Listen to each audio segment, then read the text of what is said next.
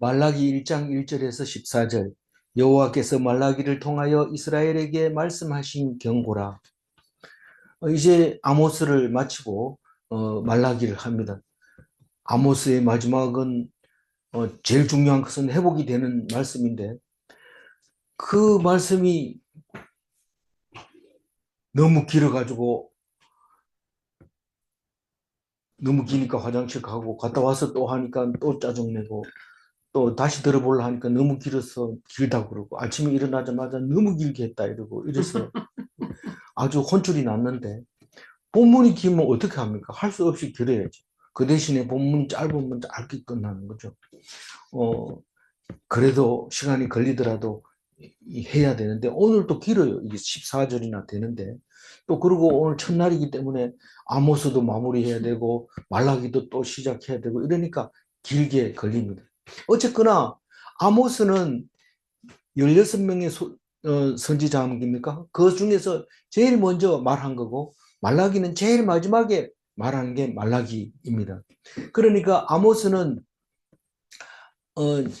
북이스라엘도 안 망하고 남유다도 안 망하고 있을 때 말라기 다음으로 호세아 다음으로 미가 그 다음에 이사야 이렇게 이야기를 합니다. 그런데 말라기는 뭐 이사야는 북이스라엘 망하고 남유다 망하고 그리고 또 자기가 쓰지 않았는 거 나중에 쓴 것까지도 이사야서에서 넣어서 전부 66장으로 만들어 놨는데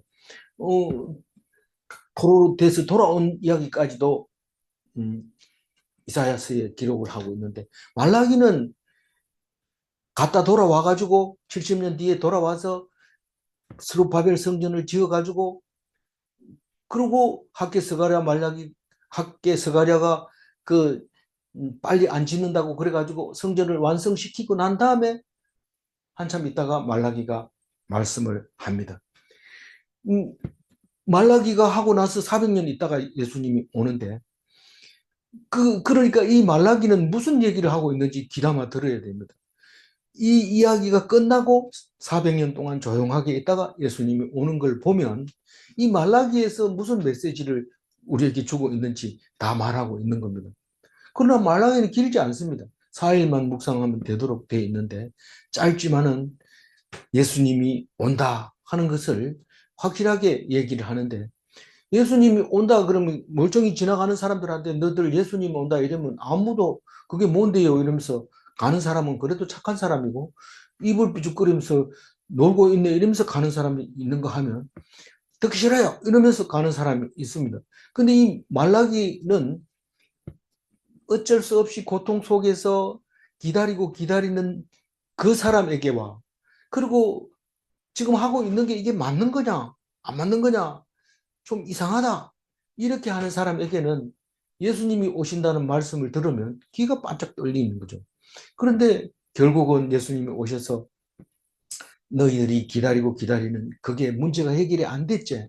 그게 바로 나를 보여주기 위해서 그렇다. 이러고 오셔가지고 구약 성경을 완성시키는 이야기가 나오는데 이 말라기라는 말은 뭐 끝에가 기자가 들어가가지고 뭐, 걸 이름을 기라 했는가 아닌가, 이렇게 생각할지 모르지만, 말라기라는 말은 나의 특사, 이런 말입니다. 그래서 말라기라는 사람의 말, 선지자의 말이다, 이렇게 보통 이해를 합니다. 보통 선지서는 다 선지자의 이름을 붙였기 때문에. 그런데 어떤 학자들은 에스라의 말이다, 이렇게 얘기를 합니다. 왜 그럼, 그 뭐, 말라기는 무슨 말이냐, 이러면, 말라기라는 말은 나의 특사라는 말이니까 에스라가 쓰는 건데 에스라가 보낸 특사다. 다시 말해서 에스라의 직함을 말라기라고 했다. 그 말라기 이스라 에스라 말라기 에스라 선지자 에스라 뭐 이렇게 한 것처럼 직함이라고 주장하는 학자들도 있다고 합니다. 그러나 그건 우리에게 중요하지 않습니다. 똑똑한 척 하는 사람에게는 중요하죠. 그게 내 말이 맞지? 이렇게 하는 건데 우리는 그렇게 할 필요가 없습니다.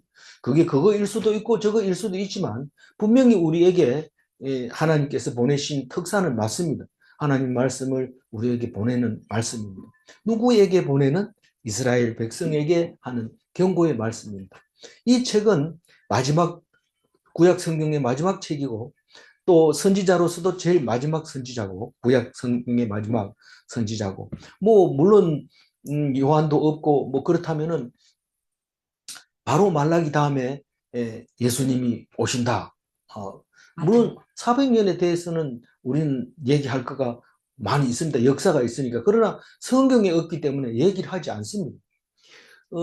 이 말라기가 등장할 때는 바사가 바사 시대입니다. 아직 헬라가 힘을 못 쓰고 있는 바사 시대, 속국 시대입니다. 그래서 스룹바벨 성전 시대고 학계 스가랴가 와가지고 완성하고 그리고 좀 더 있다가 말라기가 말하는 시대에 살고 있는데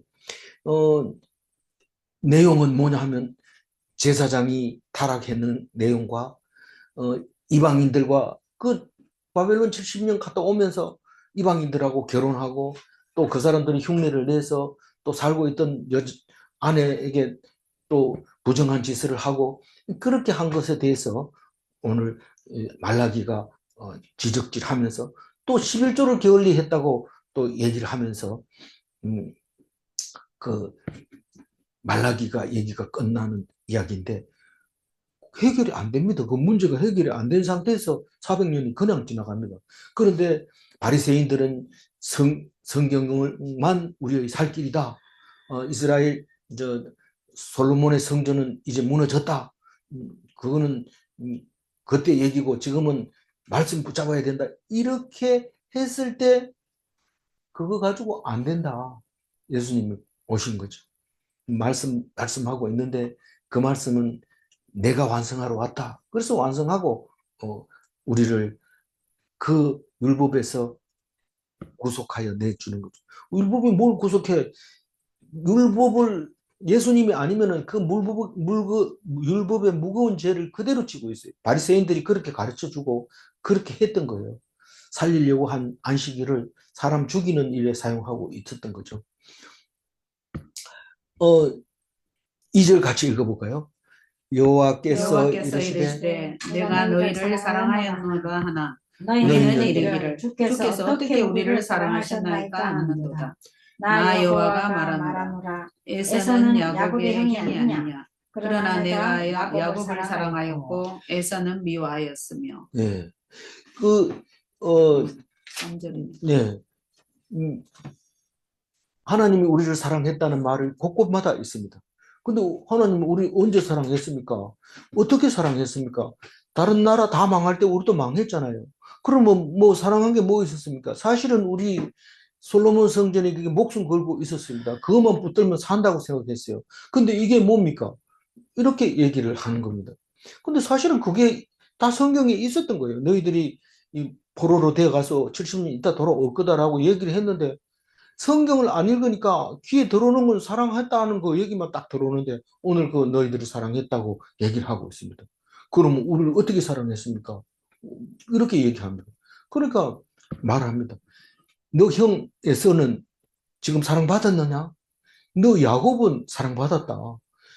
사실은 오늘 이 형은 미워하고 야곱은 사랑했다. 이 말은 로마서의 사도 바울이 로마 사람들한테 편지 보낸 그 속에 들어 있습니다. 기록된 바 내가 야곱은 사랑하고 에서는 미워하였다 하심과 같음이라. 이거 어디 있는지 찾아보니까 이 말라기에 있는 거예요. 오늘 읽은 이야기를 인용했단 말입니다. 그러면 창세기에는 어떻게 나와 있느냐? 창세기는 에서는 사냥을 잘합니다. 형은. 그래가지고 아버지는 에서를 사랑하고 야곱은 약해가지고 집에 엄마 옆에 있으니까 엄마는 야곱을 사랑합니다. 그래서 엄마가 가만 들어보니까 에서는 지금 너무 모든 문제를 자기가 해결합니다. 사냥해가지고 오고 또 여자도 또 이방 여자 마음에 안 드는 거 그래가지고 며느리 저런 거 또 보면 안 되는데 이래서 야곱도 야곱을 사랑하고 있는데 에서가 축복을 받는다 그러니까 바로 그 엄마가 너네 아버지가 축복하려고 그러는데 너 형이 짐승 잡아오기 전에 빨리 이거 가지고 축복 받아라 이래가지고 쏘겠어요. 뱃속에서부터 쏘기더니 나와가지고 또 쏘깁니다. 그래서 에서가 나중에 알고 막 그 이름이 야곱이 아닙니까?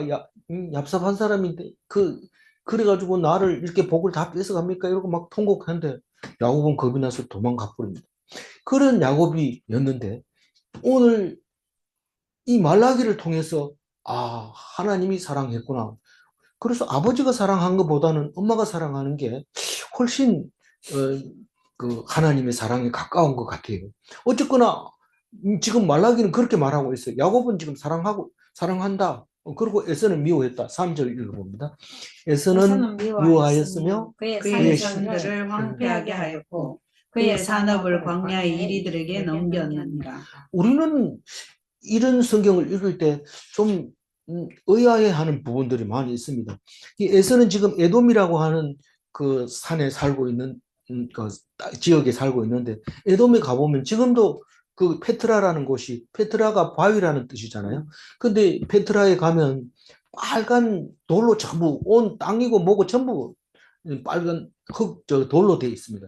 그래서 돌을 파내 가지고 신전을 만들기도 하고 거기서 지금 가면은 나바티안 왕국의 그 신전이 그대로 아주 잘 만들어진 게 잘 보관되어 있습니다. 물론 일부는 파괴되어 있지만은 거기다 돌을 파가지고 신전도 만들고 거처도 만들고 무덤도 만들고 온 땅이 붉은 돌로 만들어져 있어요. 그래서 그를 뿔다 이래가지고 그런 의미도 있지만 그 돌산인데 그걸 황폐하게 표현을 합니다. 사람들이 황폐하고 다른 건 살지를 못하죠. 풀들은 조금 자랄지 조금만 크면 자랄 수가 없습니다. 근데 그 산업을 광야의 이리들에게 넘겼느니라. 이 산업은 땅을 말하고 있는데 거기는 짐승들밖에 못 삽니다. 짐승들도 풀이 있어야 사는데 거기는 맹수들이 그냥 살고 있도록 그렇게 에서는 미워하고 야곱은 사랑했는데 이스라엘이 땅이 차지하고 있는 그 땅은 젖과 꿀이 흐른다고 성경은 말하고 있습니다. 4절 읽어봅니다. 에돔은 말하기를 우리가 무너뜨림을 당하였으나 황폐된 곳을 다시 쌓으리라 하거니와 나 만군의 여호와는 이르노라. 그들은 쌓을지라도 나는 홀리라. 사람들이 그들을 일컬어 악한 지역이라 할 것이요 여호와의 영원한 진노를 받은 백성이라 할 것이며. 그 에돔은 그 야곱하고 살 때 두 형제가 자랄 때도 그랬지만 자기 힘으로 살아갑니다. 여기서 사슴을 못 잡으면 저기는 멧돼지 잡자 이렇게 하면서 온갖 자기 힘을 동원해서 열심히 살았습니다. 근데 하나님이 도와주는 게 낫지 네 스스로 하는 것은 내가 설 수 없도록 만들면 못 쓴다. 그러니까 황폐된 곳을 그 사람들은 무너지면 또 쌓고 무너지면 또 쌓고 이러면 힘이 있으니까 한다고 하지만은 결코 너희들 마음대로는 안 된다. 그 얘기입니다. 우리가 이스라엘 백성으로 살려면은 적어도 불쌍히 여김을 받는 거 말고는 우리가 할 수 있는 게 없고 가장 잘하는 게 불쌍히 여김을 받는 겁니다. 그러려면 어떻게 해야 돼요? 쪽팔려야 되고 그럼 어떻게 해야 돼요? 기죽어야 되고 하나님 축복을 받으려면 불쌍히 여겨야 돼. 가난해야 되고 새끼 다 못 먹고 두 끼 먹고 배고파서 눈이 번들거리고 이렇게 해야 이스라엘이 되는 겁니다. 고기 먹고 배부르니까 이제는 뭐 더 큰 거 잡으러 가자 이러면서 잡으러 다니는데 그게 에돔의 족속들의 모습입니다. 그러니까 황폐된 곳을 너희들이 다시 쌓으리라 하지만은 나는 쌓은 것도 내가 헐 거고 많은 사람들이 너희들을 보면 악한 지역이라고 말할 것이다. 우리는 그 험준한 산을 보면 악산이라고 말을 합니다. 그래서 산이 너무 악하다 이런 거는 가파르고 험준하다 이런 말입니다. 그 에서의 땅은 에돔 땅은 다 그렇게 생겼다는 거죠. 그리고 여호와의 영원한 진노를 받은 백성이라 할 것이며 어쩌면 에돔은 그렇게 하나님의 진노를 받은 것처럼 험준한 삶이니까 지혜가 있는 사람들이 살았던 게 아닌가 싶기도 해요. 어쨌거나 힘듭니다. 그래서 그 속에 오히려 이스라엘 백성보다 나은 엘리바스 같은 사람이 있는 거 아닌가. 근데 엘리바스가 그렇게 지혜는 있어도 그래도 욥보다는 못하다고 욥을 제사장으로 인정해 주는데 지혜가 없어가지고 욥을 제사장으로 삼는 게 아니고 하나님이 일방적으로 그렇게 하니까 그렇게 한 겁니다. 아니 내가 야곱을 사랑했다 이러면 우리가 어떻게 대답을 해요? 왜 우리를 사랑합니까? 뭐 때문에 우리를 사랑합니까? 이유가 있어야지. 나는 사랑한다는 그거에 대해서 나는 인정할 수 이, 없습니다. 이해할 수 없습니다. 아니, 그냥 남편이 그냥 이쁘잖아 이런데 남들은 다 못생겼다 하는데 왜 당신만 이쁘다 해? 그거는 말할 수 없습니다. 그게 뭐예요? 그게 미시파트예요.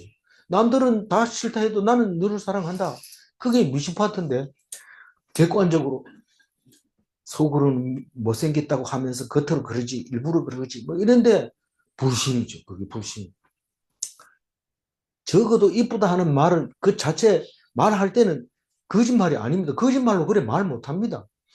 그런데 자꾸만 불신이 들면은 자꾸 의심을 하게 되고 안 믿게 되고 의급방을 놓게 되고 이렇게 되는 거죠.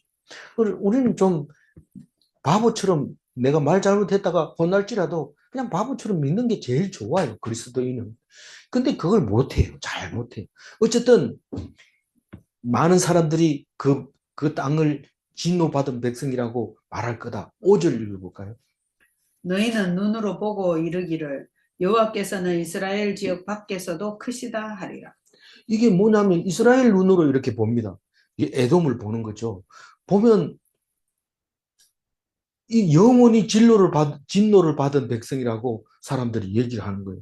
그러니까 하나님이 이스라엘에 여호와가지고 우리들하고 막 자꾸 들볶아치는 게 아니라 밖에서도 일을 하네. 이 남편이 계속 아내만 들볶아치는 것 같지만 밖에 나가보면 일 잘합니다. 그런데 그걸 보고 나서는 그때 가가지고는 우리 남편 대단하다 이래 얘기를 하는데 성경을 보고 알아야 되죠. 꼭 나가서 확인해 볼 필요 없어요. 그래서 비교 축복인 거예요. 비교 축복인데 그는 남들보다 나은 땅을 주고 하나님이 일일이 간섭하는 게 그건 축복이라는 것을 일반적으로 보고 있는 일반 은총을 말하는 거죠. 근데 실제로 살다 보면은 똑같은 조건에서도 더 살게 되는 것을 느끼면 그건 특별히 은총이고 그것은 남들이 설명해 줄 수 없는 엄청 큰 은혜를 가지는 게 이스라엘 백성입니다. 6절 읽어볼까요? 내 이름을 멸시하는 제사장들아, 나 만군의 여호와가 너희에게 이르기를 아들은 그 아버지를 종은 그 주인을 공경하나니 내가 아버지일진데 나를 공경함이 어디 있느냐? 내가 주인일진데 나를 두려워함이 어디 있느냐 하나 너희는 이르기를 우리가 어떻게 주의 이름을 멸시하였나이까 하는도다. 내가 너희들을 특별히 사랑한다고 하는데 그걸 믿는 게 뭐라고요? 미시파트. 네. 미시파트를 안 믿으면 내가 왜 사랑받아야 되는데 잘생겼잖아. 어떻게 다른 사람 다시 미워하는데 이렇게 얘기를 하게 되는 게 제다카이어 차원에서만 보면 그게 말이 틀린 말은 아니지만 그냥 사랑하는 거예요. 그냥 그걸 믿어야 되는 거죠. 그런데 제사장들은 그걸 모른다는 거예요. 제사장들은 지금 나를 모른다. 모른다는 게 무슨 말이에요? 왜 몰라요? 이런데 내 이름을 멸시한다고 얘기하는 거예요. 왜 멸시하는데요? 그러니까 모르니까 멸시하는 거예요. 나 만군의 여호와가 너희에게 이르기를 아들은 아버지를 종은 주인을 공경한다. 맞나? 예, 그게 뭐냐? 째다하죠. 그런데 내가 아버지고 내가 주인이 맞나? 그 호세아와 그 뭡니까? 방금 전에 했는 게 아모스는 아내이고 아내이고 아들이고 이렇게 불렀지만 여기서는 아들이고 주인이고 이렇게 말하고 있습니다. 뭐 로마 시대 때는 뭐 거의 다 종이 거의 대부분이고 주인은 얼마 안 되는 거죠. 그러니까 바로 현실에 입각해서 보여주는 게 다르게 불러주는 거죠. 어쨌거나 주인을 두려워하고 아버지를 공경해야 되는데 너희들이 그렇게 하지 않는다고 얘기를 합니다. 그러니까 우리가 어떻게 주의 이름을 멸시했습니까? 하고 대드는 거예요. 너희들이 나를 멸시한다니까 어떻게 내가 언제 멸시했어요? 이러고 대드는데 대든다는 것은 실제로 멸시해놓고 지금 딱 잡아 떼는 겁니까? 그게 아닙니다, 사실은. 이스라엘 편에서 생각해 보면 아니 우리가 이보다 더 이상 어떻게 하라고 주의 이름을 멸시한다고 기껏 해놓으니까 이런 소리 합니까? 너무 억울합니다. 이렇게 어떻게 끝나나요? 예, 그 대드는 거죠. 그러니까 하나님이 하는 말을 가슴이 자세히 와닿는. 들어보면 몰라서 그래요. 어떻게 오늘 전체적으로 제사장이 지금 제사장 역할을 못하는 이유가 율법을 오해하고 있는 거예요. 그러니까 지금 이런 꼴이 나는 거예요. 7절 읽어봅니다. 너희가 더러운 떡을 나의 제단에 드리고도 말하기를 우리가 어떻게 주를 더럽게 하였나이까 하는도다. 이는 너희가 여호와의 식탁은 경멸히 여길 것이라 말하기 때문이라. 우리나라 말이 단어가 좀 부족해서 그런지 모르지만 빨리 읽으면 이게 무슨 말인지 몰라요. 더러운 떡이 뭘까요?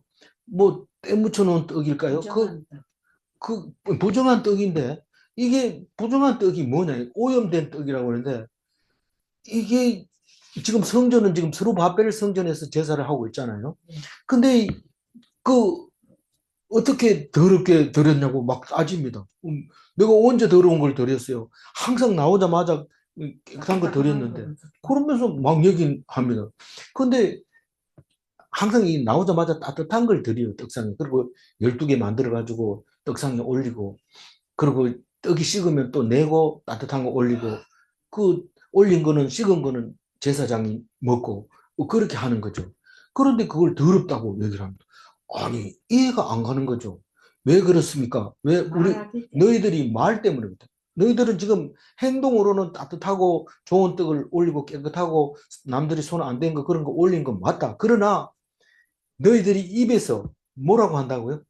네 말 여호와의 때문에 그렇다. 식탁은 경멸이 여길 것이다. 식탁이 경멸이 여긴다는 게 무슨 말이냐면 여러 가지 번역 중에서 제가 보니까 제일 마음에 드는 게 업신여긴다는 뜻이에요. 경멸이 여긴다는 것은 하나님의 식당을 업신여기는데 그 업신여긴 내용이 8절 9절에 나온 겁니다. 어떻게 업신여겼는데요? 8절 읽어봅니다. 만군의 여호와가 이르노라 너희가 눈먼 희생 제물을 바치는 것이 어찌 악하지 아니하며 저는 것 병든 것을 드리는 것이 어찌 악하지 아니하냐 이제 그것을 너희 총독에게 드려보라 그가 너를 기뻐하겠으며 너를 받아주겠느냐. 이게 지금 떡 얘기하다가 왜 저기 희생 제물 얘기합니까? 그거나 똑같은 거예요. 지금 제단에 드리는 그 떡을 그 떡은 딴 사람 우리 먹는 거 아니니까 제사장 먹는 거니까 그 있잖아 저 무거리 있잖아 그거 잘 안 먹는 그 좀 벌레 먹은 거 그거 가지고 떡해. 그래서 요번에 걸로 올리자. 그게 경멸이 여기는 거예요. 여호와의 식탁을 그건 경멸이 여길 것. 그러니까 그 제사상에 올리는 거는 그렇게 좋은 거 안 올려도 된다. 이런 말이 여호와의 식탁은 경멸이 여길 것. 그렇게 입으로 말하는 거예요. 우리는 어차피 제사 지내야 되잖아. 그거 우리 먹는 거 아니잖아. 그러면 좀 흠한 거 가지고 드리라. 그렇게 얘기를 하는 거죠. 이제 고기 같은 경우는 다 태워 드려야 되고, 뭐 소재 같은 경우도 다 태워 드리는데, 그 아까운 거를 왜 태우냐? 하나님 먹는 것도 아닌데, 그냥 나쁜 거 가지고 드려라. 근데 율법에 그렇게 있어요. 흠이 있는 거 드리면 안 돼요, 절대로. 그리고 곡식 같은 경우는 제일 첫 열매, 초실만 드리도록 돼 있어요. 그런데 그걸 구별 안 하고 그냥 막 하는 거죠. 막 하는 거. 그걸 더럽게 하는 거. 우리가 말을 해도 막 하는 거 하고 말을 다듬어 가지고 좋은 말을 골라서 이렇게 하는 것은 깨끗한 말이라고 막 하면 더럽다 이러면서 사람들이 말하는 게 더럽다고 얘기하는데 하나님이 너희 입으로 더럽히는 거예요. 이 행동은 남들 보기에도 절대로 제단에 떡 올릴 때 떡에다 손 대면 안 되고 아무나 만지면 안 되고 성물이기 때문에 만약에 손댔다 하면 그걸 배로 갚아야 되고 제사장이 정식으로 그 예를 갖춰가지고 그렇게 해야 되고 이런 거 그거는 잘 지키고 있었는데 그럼에도 불구하고 더럽게 했다는 것은 너희 입 때문에 그렇다는 거죠. 입으로 말하는 것 때문에 그렇다는 거.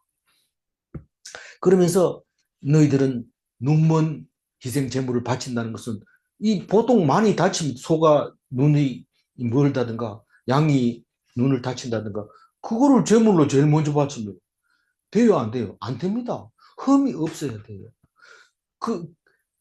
그게 어떻게 악하지 않는 거냐? 어떻게 그게 악하지 않는 거냐? 저는 다리 저는 거 말하는 거, 다리를 다쳐가지고 찔러거리는 거. 그런 거는 저거 오래 놔두면 안 되니까 얼른 잡아라, 보기 싫다. 이렇게 잡아가지고 제사를 드리는 거예요. 병든 것을 드리는 거예요. 병들면 그냥 뭐 제사 드리지 뭐. 옛날에는 그 병들면은 갖다 파묻어야 돼요. 지금은 또 법적으로는. 그래서, 근데 그거를 그렇게 하는 거예요. 삶아놓으면 모른다. 이러면서 그렇게 하는 거예요. 그게 어떻게 악하지 않는 거냐. 네가 만약에 총독에게 드려봐라. 이 총독은 지금 페르시아 총독입니다. 페르시아가 지금 통치하고 있는 그 총독에게 한번 갔다가 이 다리 다친 염소입니다. 이래가지고 삶아줘봐라. 병든 양입니다. 이러고 삶아줘봐라. 그게 기뻐하면서 그걸 받아주겠느냐? 근데 우리는 총독에게는 깨끗한 게 들어도 하나님 제물은 아무도 안 보니까 슬쩍 이렇게 드리고 드렸나 제사 드렸나 제사 드렸다 참 대단하다 사실은 처리했어 이러면 이게 그런 말을 못하죠. 그런 얘기를 하고 있으면서 제사장을 아주 현란하게 비판하고 있는 겁니다. 왜 이렇게 됐을까요? 솔로몬의 성전에서는 진짜 마음을 다해서 드린 것이 그거 아니면은 죽는 줄 알았어요. 근데 솔로몬 성전이 파괴되고 70년 갔다 와가지고 보잘것없는 스룹바벨 성전을 만들어 놓고 거기서 제사 드리는 제사장은 이렇게 해봐야 또 언제 또 망할지 모르는데 우리는 이게 아니라고 생각을 하고 있는 거예요. 왜 그렇게 또 생각을 할 수밖에 없느냐 하면 솔로몬 성전이 파괴되고 난 뒤에는 솔로몬 성전이 하나님이 계시는 게 아니라 말씀 속에 있다는 것을 깨닫게 되고 말씀을 붙들고 돌아와서 선포한 사람이 누구라고요? 에스라 같은 사람이 말씀을 선포했기 때문에 이제는 말씀만 붙잡으면 되지 제사가 뭐 필요 있냐 이렇게 가는 방향으로 가고 있는 거예요. 그러니까 말씀도 제대로 듣지도 않으면서 제사도 제대로 안 지내면서 엉망진창이 된 거예요. 그래서 예수님이 와서 제사 제대로 지내야 된다. 그래서 율법을 완성시키는 자기가 제물이 되는 그런 일을 하신 거죠. 6구절 읽어볼까요? 만군의 여호와가 이르노라 너희는 나 하나님께 은혜를 구하면서 우리를 불쌍히 여기소서 하여 보라. 너희가 이같이 행하였으니 내가 너희 중 하나인들 받겠느냐. 여기 8절과 9절의 제목을 가운데 넣어놨는데 사실 8절 얘기가 9절 얘기예요. 너희들이 지금 이렇게 눈먼 희생 제물을 바치면서 불쌍히 여기달라고 하면 내가 그걸 받아주겠느냐 이 말입니다. 옛날에 제사 지낼 때 초실 그러니까 제미라 해가지고 제일 먼저 나락을 베지 않으면 배에서 팔지도 못합니다. 그래서 반드시 제일 먼저 베가지고 그 죄를 지닌다고 가는데 제일 먼저 베니까 이게 여물지 않으니까 쪄서 찐쌀을 만들어서 꼭 제일 먼저 제사를 드립니다. 그때는 깨끗하게 의복을 갖춰 입고 아주 애들은 떠들지도 못하게 가까이 오지도 못하게 그렇게 해서 제미를 만들어서 올립니다. 그게 종교입니다. 그런데 종교를 믿어봐도 하나님이 다른 안 믿는 사람하고 똑같이 징계를 하니까 하나님이 힘이 없다고 생각을 하고 종교로 생각하다가 말씀을 붙잡게 되고 그런데 말씀을 붙잡자마자 바로 놓는 것이 종교 활동을 놓는 겁니다. 가치를 떨어뜨려 버립니다. 사실은 그걸 더 높여야 되거든요. 더 높여야 예수님이 가치가 있는 거죠. 그걸 안 높이니까 이런 제사장이 나와버리는 거예요. 그래서 야단 맞고 있는 겁니다. 야단 맞는다기보다가 지금 제사장에 대해서 경고를 하고 있는 거예요. 안 받는다. 10절 읽어봅니다. 만군의 여호와가 이르노라 너희가 내 제단 위에 헛되이 불사르지 못하게 하기 위하여 너희 중에 성전 문을 닫을 자가 있었으면 좋겠도다. 내가 너희를 기뻐하지 아니하며 너희가 손으로 드리는 것을 받지도 아니하리라. 이 성전 문을 닫았으면 좋겠다. 이 말은 성전 문은 좀처럼 안 닫힌다고 해요. 거의 닫아서는 안 된다고 해요. 문은 양쪽 문이 이렇게 열도록 두 개의 문으로 양쪽으로 열게 돼 있는 문인데 그 문을 언제든지 열려 있어야 됩니다. 그래서 교회도 교회 문을 항상 열어놓고 누구든지 들어와서 기도하도록 항상 열려 있습니다. 미국 같은 데도 이렇게 가보면 교회에 일어났는데 가보면 항상 문이 열려 있습니다. 누구든지 올 수 있도록. 그런데 제가 서울서 신앙생활 할 때 그 교회도 항상 문이 열려 있었는데 어느 날 갑자기 문이 닫혔는데 그 이유는 그때 이제 비디오를 가지고 비디오를 촬영할 때입니다. 목사님 설교를 이제 촬영하려고 비디오를 달아놓았는데 문을 열어놨더니 그걸 도둑 맞았어요. 그 이후부터는 문을 잠궜는데 그러면 잠그는 게 당연한 거냐? 당연하지 않죠. 그럼 어떻게 된 거냐? 사실은 잘하려고 하면 한쪽은 못하게 됩니다. 세상적으로 잘하려고 하면 하나님 앞에서는 그렇게 인정받지 못하는 경우가 생겨버립니다. 하나님한테, 사람한테 인정받으려고 하는 게 아니라 요즘 비디오 찍어가지고 다 많은 사람을 알리고 많은 영혼들을 살리려고 비디오 찍는데 그게 나쁜 겁니까? 그냥 오면 그냥 하고 안 오면 그냥 놔두고 그거를 그렇게 열심히 해가지고 네가 뭐 하려고? 하나님이 다 알아서 하는데 문을 열어놔라 이래야 되는데 그 소리를 못 듣죠. 그러니까 이제 성전 문이 다 닫혀 있는 거죠. 어쨌거나 성전 문을 닫을 자가 없게 되어 있는데 하나님은 닫았으면 좋겠다고 얘기를 합니다. 왜 그러냐 하면 너희들이 그때의 희생을 태우기 때문에 나는 닫았으면 좋겠다. 하나님, 우리 소 한 마리 불태워도 별로 손해 나는 거 없어요. 놔두세요. 우리 마음대로 하게. 이렇게 말할 수도 있어요. 그러니까 하나님이 강력하게 내가 문을 닫겠다 이런 소리는 안 합니다. 그렇지만 내가 닫았으면 좋겠다. 이렇게 얘기를 하는 겁니다. 그런데 실제로 스룹바벨 성전은 BC 63년에 로마 폼페이 장군이 그를 파괴를 합니다. 그 내용은 뭐 복잡한데 그래서 이때 63년도에 BC 63년도에 스룹바벨 성전이 완전히 다 없어진 줄을 알았는데 이게 일부만 소실되고 헤롯이 그 재건축을 하는데 옥타비아누스한테 마음을 얻어서 이제 황제가 로마 왕이 돼가지고 이제 헤롯 성전을 짓게 되는데 그래서 전에는 헤롯 성전을 제3성전이라고 했는데 요즘 자료들은 다 제2성전이라고 합니다. 왜 그러냐 하면 이 폼페이우스 장군이 파괴를 할 때 다 파괴를 안 하고 그 자리를 그건 중수해서 더 크게 점점 설계도를 변경시켜서 더 크게 만들었죠. 그래서 헤롯 성전은 예수님이 오실 때도 있었고 예수님이 돌아가실 때도 아직 짓고 있었고 30년 뒤에 다 지어가지고 다 짓자마자 7년 만에 로마 디도 장군에게 파괴가 됐는데 그게 무슨 억하심정이 있어서 파괴한 게 아니라 그게 너무 금을 많이 들였기 때문에 그 로마 황제가 그 왕궁을 짓는데 금이 필요한데 아부하려고 예루살렘 성전에 금 붙은 걸 다 가져가느라고 싹 뜯어가지고 갔다고 그렇게 역사학자들은 얘기하는데 그게 맞는 것 같아요. 어쨌든 스룹바벨 성전이 문이 닫혔으면 좋겠다 이랬는데 하나님은 좋겠다 이러면 좋은 대로 합니다. 그래서 스룹바벨 성전이 그렇게 해서 제사를 못 지내게 되었고 또 내가 너희를 기뻐하지 아니하며 너희가 손으로 드리는 것을 받지도 아니하리라.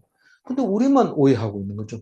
이렇게 하면 하나님 좋아하실 거야. 이러는데 사실 옆에 사람 실실 보면서 니는 그거밖에 못했나 나는 많이 드렸는데 이러면서 자랑하면서 드리고 있는 모습을 우리가 그림으로 그릴 수가 있는 겁니다. 하나님은 그걸 안 받습니다.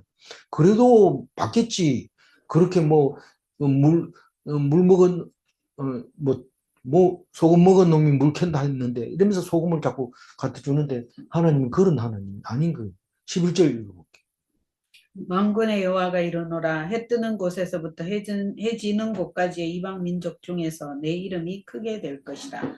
각 처에서 내 이름을 위하여 분향하며 깨끗한 제물을 드리리니 이는 내 이름이 이방 민족 중에서 크게 될 것임이니라.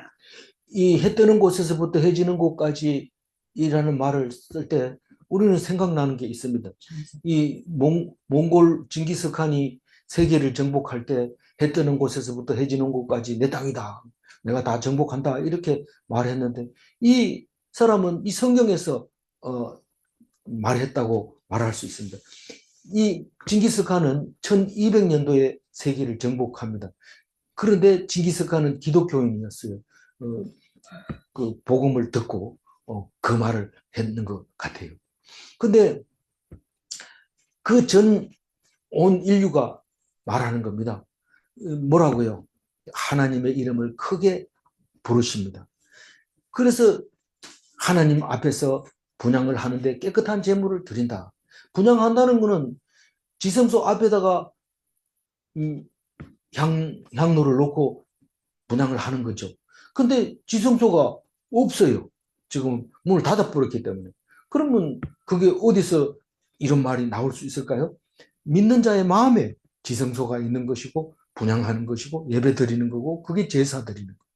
깨끗한 제물은 뭘까요? 깨끗한 양심, 깨끗한 마음.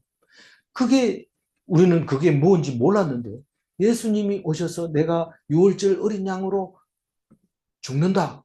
그랬을 때 그게 깨끗한 제물이었던 거예요. 아무 죄도 없는 제물. 그래서 완벽한 제물이 되는 거죠. 그래서 내 이름이 이방 민족 중에서 크게 될 것입니다. 사실 14절에도 나는 큰 임금이요 내 이름은 이방 민족 중에서 두려워하는 것이 됨이라고 말할 때 이것은 예수님을 얘기하는 게 분명합니다. 세상에 예수님보다 더 큰 이름은 없습니다. 온 세상에 예수 이름 모르는 사람 없습니다. 몰라서 못 믿는 거죠. 그렇게 미리 얘기를 하고 있는 겁니다. 12절 읽어보면 그러나 너희는 말하기를 여호와의 식탁은 더러워졌고 그 위에 있는 과일 곧 먹을 것은 경멸히 여길 것이라 하여 내 이름을 더럽히는도다. 이게 12절 말씀을 읽으면 가슴이 찡합니다. 무슨 그게 경멸히 여긴다는 것은 7절에도 있었잖아요. 무슨 말이냐면 예루살렘 거기만 죽으라고 우리가 제사를 드렸지 않느냐. 근데 파괴됐잖아. 그럼 뭐 예수님의 하나님의 식탁이 더러워졌다는 거.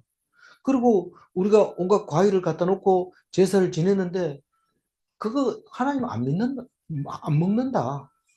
그러니까 그냥 있는 대로 갖다 주고 또 뭐 좋은 거 안 드려도 하나님이 안 드시니까 그런 거는 그냥 함부로 드려라. 경멸이 여길 것이라고 입으로 말하고 있는 거예요. 이게 전에는 솔로몬 성전 앞에서는 이런 말을 안 한 거예요. 진짜로 예배 드리려면 왜 이방인은 절대로 들어올 수 없는 그 성소고 그리고 거기 안에서는 어떤 일이 일어나는지 모르지만 제사장이 정성을 다해서 제사를 드리고 그 법대로 했던 것은 큰 마음과 뜻을 다해서 했던 것. 다시 말해서 그게 종교라는 것을 알게 되었지만은 그 종교가 그렇게 신중했지만 너희들이 종교가 나를 지켜주는 게 아니다. 말씀이다 라고 하는 순간 종교를 허름하게 쉽게 이렇게 얘기했다. 그게 나를 더럽힌다. 우리가 하나님 예수님을 믿으면 다 죄가 사해 준다 하면서 죄를 자꾸 짓는데 지금 그건 하나님이 용서를 못 해준다는 뜻인데 똑같은 말입니다. 이게 다른 말이 아니고 우리 용서 빌면 다 해줘. 그렇게 말하면서 죄를 짓는 건데 그건 용서할 수 없다는 거. 그건 용서할 수 없다는 거. 용서하지 못하는 게 그거를 내가 성령을 인정하면서 그것을 무시하는 것이 성령을 해방하는 죄인데 성령 해방죄는 용납할 수 없는 거죠. 있을 수 없는 거. 13절 읽어봅니다. 만군의 여호와가 이르노라 너희가 또 말하기를 이 일이 얼마나 번거로운고 하며 코웃음 치고 훔친 물건과 저는 것 병든 것을 가져왔느니라. 너희가 이같이 봉헌물을 가져오니 내가 그것을 너희 손에서 받겠느냐? 이는 여호와의 말이니라. 이 얘기를 확실하고 분명하게 다시 한번 얘기합니다. 너희들이 제사를 드리면서 얼마나 번거로운가. 요즘은 막 자연스럽게 얘기합니다. 뭐라고? 우리가 1년에 제사가 12번이 넘었어요. 이렇게 얘기하는데 당연한 거죠. 그 소리를 옛날에 50년 전에 시부모한테 우리 제사가 12번 넘었어요. 이러면 혼납니다. 그게 무슨 말이냐.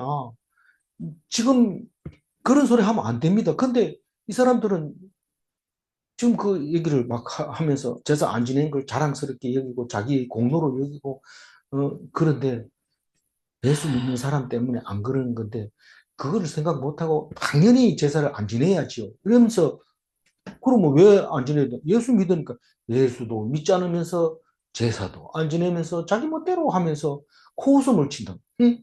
제사가 뭐 필요 있어? 이러면서 번거롭게 시리. 1년에 몇 번이고 고생만 시키는 거지. 고생 안 하면 니 뭐 할 건데?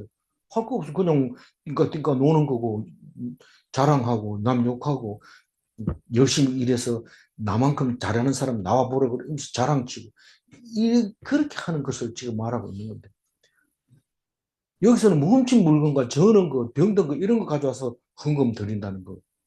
그러니까 이 기독교를 처음 이렇게 들여다 와서 이렇게 들여다 보니까 장로 되는 거 보니 돈이 있어야 되는가 보다. 로또 복권 당첨되면 제일 먼저 내가 교회 갖다 주고 장로 돼야지. 이런 생각을 하게 되는 거죠.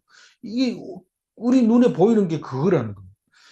고수톱 쳐서 딴 걸 돈 낸 거 모릅니다. 옛날에는 제가 어렸을 때 권사님들 헌금하는 거 보면 헌금해야 되면 은행에 가서 신권으로 딱 봐서 빳빳한 거 그거를 봉투에 1년치 바꿔다 놓고 그래가지고 드리고 주일 헌금도 그런 것만 드리고 이랬는데 지금은 뭐 돈이면 다지 뭐 이러면서 그러고 똑같은 거라고 생각하고 또 인터넷으로 그냥 온라인으로 집어넣어 버리고 근데 뭐 고수 쳐서 따는 돈하고 구별이 안 되는 거죠. 그냥 막 그리고 뇌물 받은 거 헌금하고 그렇게 하는 거를 훔친 물건과 또 저는 거 병든 거 이런 거 가져와서 제물로 들여놓고는 자기가 너 뭐 잡았나 나 소 잡았다 소 가만 보니까 병든 거 잡았어요. 그러면 그 받겠느냐? 너희가 이 같은 봉헌물을 가져오니 내가 그것을 너희 손에서 받겠느냐? 안 받는다는 거죠.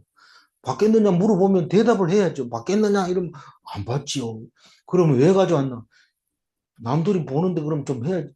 그럼 사람 보는 거지. 하나님 보러 온 거 아니잖아. 14절 마지막 절 읽어봅니다. 짐승대 가운데서 수컷이 있거늘 그 서원하는 일에 흠 있는 것으로 속여 내게 드리는 자는 저주를 받으니 나는 큰 임금이요 내 내 아들 이름은 이방 민족 중에서 두려워하는 것이 됨이니라. 만군의 여호와의 말이니라.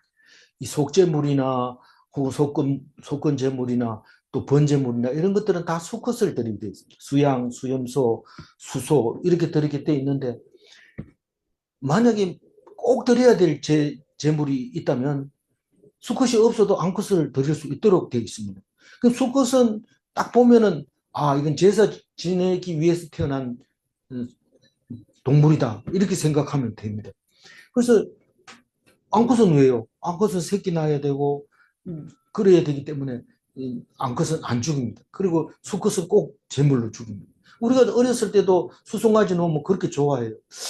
아니 제 생각에는 암놈을 낳아서 새끼를 자꾸 치면 좋을 것 같은데 왜 수놈을 좋아해요? 그거는 막 바로 갖다가 팔아도 사갑니다. 저기 고기로 사용하기 때문에. 그러니까 목돈을 쉽게 받을 수 있으니까 수컷을 낳으면 그래 좋아하더라고요. 그걸 뭐 우리는 모르죠. 뭐 어떻게 왜 수컷을 좋아하는지 모르는데 그렇게 수컷을 드려야 되는데 수컷이 있는데도 불구하고 암컷 수컷 가리지 않고 흠이 있으면 무조건 제물로 드린 거예요. 이게 말이 됩니까? 성경에 그렇게 하라고 율법에 그래 안 왔는데 흠이 있는 거를 제물로 드리는 거. 우리 어머니가 우리 외삼촌이 무당이었어. 무당은 아닌데 점을 치는 사람이었는데 그 집에서 구슬한 적이 있어요. 근데 어머니가 옷을 한 벌 그 무당에게 이제 제물로 바친 거죠. 제가 어렸을 때니까 정확한 분위기는 모릅니다. 근데 분명히 머릿속에 남아있는 게 그건데. 근데 이 무당이 춤을 추면서 막 뭐라고 주줄주줄 하는데 이거 입던 거 가져왔구만 뭐 이렇게 해요. 그런데 이 우리 어머니가 얼굴이 빨개지면서 야, 왜 그래 알고 용케 알더라 이러면서 그 얘기를 제가 들었어요. 그런데 우리가 아무리 남들 눈에 깨끗하게 해가지고 처음 만든 것처럼 해서 딱 이래 드리지만 안다는 거예요. 하나님. 알기 때문에 너들 속을 보자는 거지 남들 보는 앞에서 뭐 많이 했다고 이런 걸 보려고 하는 게 아니라는 거예요. 그럴 때 속였다고 얘기합니다. 그거를 흠 있는 것으로 속여 내게 드리는 자는 저주를 받으리라. 무섭죠. 하나님을 하나님처럼 여기지 않고 무슨 하나님은 몰라. 뭐 내가 이렇게 해도 야단 안 쳐. 이렇게 한다는 거. 제사장은 그걸 알아야 된다는 거. 다른 건 몰라도 제사장이 그러면 안 된다는 거. 그래서 내가 어떻게 아느냐 하면 나는 큰 임금이요. 내 이름은 이방 민족 중에서 두려워하는 것이 되기 때문에 그렇다. 예수님을 말하는 거예요. 다른 걸 말하는 게 아니고. 그래서 이 400년 동안 사람들이 헬라 시대와 로마 시대를 거쳐오면서 온갖 400년 동안에는 일어난 일들은 다른 외경이나 이런 데 잘 나와 있어요. 그래서 그 유대인의 전성이 잘 정립이 되어 있습니다. 마카비 혁명이라든가 그 왕가가 멸망하는 이야기들이 다 나와 있지만 그거 다 소용없고 이 제사장이 지금 잘 못하고 있는 것은 예수님이 와가지고 너희들 잘 못한 이유를 내가 안다. 그러니까 예수를 믿고 제사 제대로 지낸 걸로 해라. 그리고 예수님이 직접 제물이 돼버려 돼 주시는 거죠. 12절 읽고 마무리할게요. 그러나 너희는 말하기를 여호와의 식탁은 더러워졌고 그 위에 있는 과일 곧 먹을 것은 경멸이 여길 것이라 하여 내 이름을 더럽히는도다. 성전은 여호와의 이름을 둔 곳입니다. 하나님은 마음에 없는 형식적인 제사를 싫어하십니다. 질문합니다. 하나님은 성경 속에 계시는가? 하나님은 성경 속에 계십니다. 다른 데서 찾을 수가 없습니다. 질문 2. 성경을 묵상할 때 하나님은 우리 속에 들어오시는가? 그렇습니다. 기도하겠습니다. 하나님, 아모스를 묵상하고 처음 선지자의 말을 기억하고 또 이제 마지막 말라기의 말을 기억하면서 400년 뒤에 오실 예수님을 보여주신 것 감사합니다. 400년 동안 살아있었던 사람은 하나도 없지만 우리는 400년 전에 그 사람이 되어서 오늘을 살고 있습니다. 400년 전이나 2000년 전이나 똑같은 하나님의 말씀이 오늘 또 임하고 계시며 영원한 말씀이라는 것을 믿사오니 오늘 이 말씀이 우리에게 힘이 되어지고 우리에게 죄 용서함을 받는 고백하는 회개하는 오늘 하루가 되게 하여 주옵소서. 온전히 주님만 의지합니다. 붙잡아 주옵소서. 감사드리옵고 우리 주 예수 그리스도 이름으로 기도 올리옵나이다. 아멘.